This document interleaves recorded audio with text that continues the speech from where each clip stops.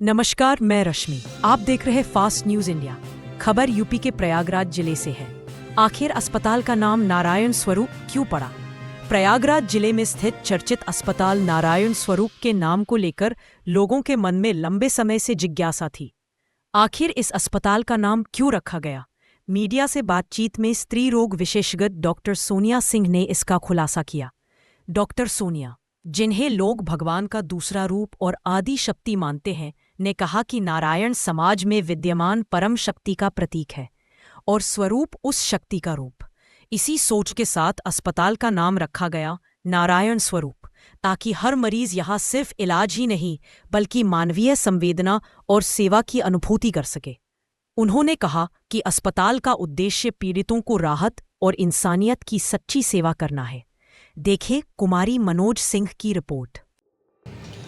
नारायण स्वरूप हॉस्पिटल जब मैं अपना पीजी की पढ़ाई कर रही थी, तैयारी कर रही थी, और डॉक्टर साहब, हम लोग दिल्ली में रहते थे, इनका पीजी के बाद एसआरशिप चल रहा था, बट मन में इनके ये रहता था कि हमें अपना हॉस्पिटल बनाना, मुझे अपनी प्रैक्टिस करनी है।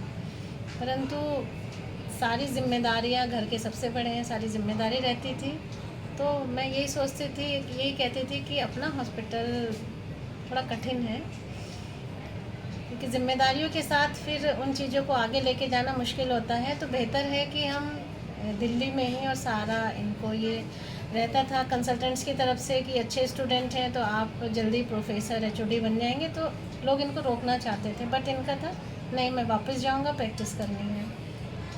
तो ऐसे ही पढ़ते पढ़ते मैंने भी सोचा कि हॉस्पिटल होगा तो उसका नाम क्या रखेंगे। तो ये 2004 में ही पढ़ते पढ़ते मैंने इनके दादाजी का नाम हृदय नारायण सिंह और मेरे दादाजी का नाम श्री राम स्वरूप, तो दोनों का, इनके दादाजी का हृदय और नारायण और अपने दादाजी का स्वरूप लिखकर मैं जो तैयारी जब पीजी की करी थी उसी किताब पे लिखा था। फिर मैंने इनको बताया भी कि हॉस्पिटल बनाएंगे, तो ये मैंने नाम सोच लिया है। बट जब हॉस्पिटल बनने का आया तो हम जब शुरू किए 2007 में, तो डॉक्टर ए के गुप्ता प्रीति हॉस्पिटल वाले, उनसे हमने उद्घाटन कराया था। 2 दिन पहले जब ये इनवाइट करने गए कि सर आप ही से उद्घाटन कराना है पुराने हॉस्पिटल में, उनका कहना था कि बहुत बड़ा नाम है, ये नाम को जच नहीं रहा है, लोगों को याद नहीं रहेगा, तो अपनी वाइफ का नाम बताओ। तो इन्होंने कहा कि सोनिया, तो उनका कहना था कि सोनिया हॉस्पिटल रखो। मैंने प्रीति हॉस्पिटल रखा था, देखो कितना अच्छा चला। तो फिर ये घर आके बताए कि सर तो ऐसे बोल रहे थे। मैंने कहा नहीं, हम नारायण स्वरूप ही रखेंगे, नारायण स्वरूप हॉस्पिटल हो, कोई नहीं, धीरे धीरे नाम याद होगा या देखते हैं। फिर हमने नारायण स्वरूप हॉस्पिटल ही रखा, और ईश्वर की कृपा से आज नारायण स्वरूप हॉस्पिटल दोनों, और जो दोनों दादाजी थे, मेरे दादाजी भी और इनके दादाजी भी, दोनों ही बहुत सात्विक प्रवृत्ति के और बहुत ही अच्छे विचारों वाले व्यक्ति थे। डेली वो रामायण का पाठ करते, जैसा कि मैंने अपने दादाजी को देखा था, पूरी पाठ अर्चना वो करते थे। और इनके दादाजी भी, जैसा कि ये बताते हैं कि सब बच्चों को बिठा के रामायण की चौपाई सुनाना, मतलब बहुत ही सात्विक विचारों के, दोनों बहुत अच्छे थे।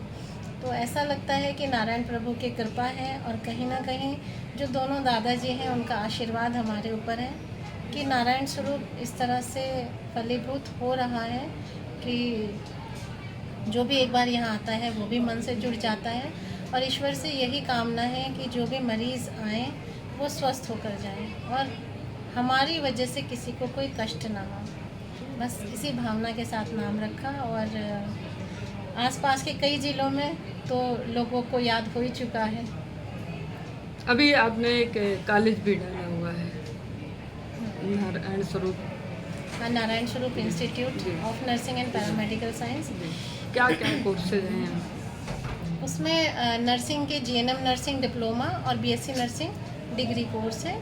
इसके अलावा पैरामेडिकल में बीएमएलएस डिग्री कोर्स है। पैथोलॉजी का एक बहुत अच्छा कोर्स है। उस कोर्स के करने के बाद बच्चे अपनी पैथोलॉजी लैब भी डाल सकते हैं। इसके अलावा चूँकि पूरा डिग्री कोर्स है, 4 साल उनको पढ़ाया जाएगा, प्लस ट्रेनिंग भी होगी, और गवर्नमेंट में भी अच्छे चांसेस रहेंगे। डिप्लोमा पहले होता था, डिप्लोमा की तुलना में डिग्री कोर्स बेटर होता है। इसके अलावा ओटी टेक्नीशियन और एक्सरे टेक्नीशियन का कोर्स है। पहले तो डायरेक्ट एडमिशन हो जाते थे, लेकिन अब एक टेस्ट भी होता है, तो क्या ये आपके यहाँ किस तरह से? अब डायरेक्ट एडमिशन नर्सिंग कोर्स में तो बिल्कुल भी नहीं है। पहले जीएनएम में डायरेक्ट एडमिशन होते थे, बट अब एक जीनेट एग्ज़ाम है जो अटल बिहारी वाजपेयी मेडिकल यूनिवर्सिटी कराती है। तो वो एग्ज़ाम देने के बाद ही आप जीएनएम में भी एडमिशन ले सकते हैं, और बीएससी नर्सिंग में भी आफ्टर एंट्रेंस एग्ज़ाम ही होगा, और बीएमएलएस का सीपेट होता है। तीनों के एग्ज़ाम अलग है। जीनेट जीएनएम के लिए है, सीनेट बीएससी नर्सिंग, और सीपेट पैरामेडिकल कोर्सेज़ के लिए है।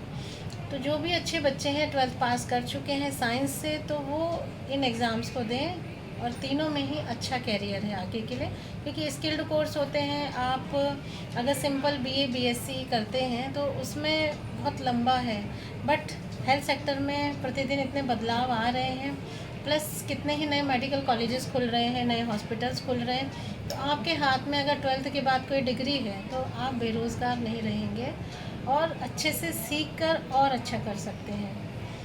तो बच्चे इस भावना के साथ इन एग्ज़ाम्स को ज़रूर दें।